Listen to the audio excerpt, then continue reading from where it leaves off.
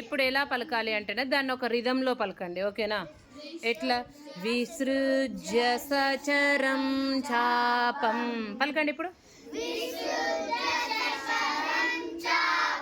ఒక రిధం ఉండాలి. ఎట్లా అంటేనా వాయిస్లో రిధం అనేది ఉండాలి. విసృజ్య సచరం చాపం.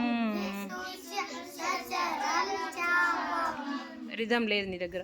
నువ్వు విసృజ్య గట్టిగా. Very good. విసృజ్య సచరం చాపం.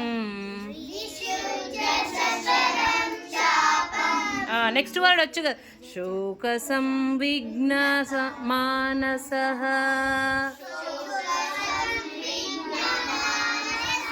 Well done very good. శోక సంవిఘ్న మానసః. వచ్చిందా? చెప్పు. మానసః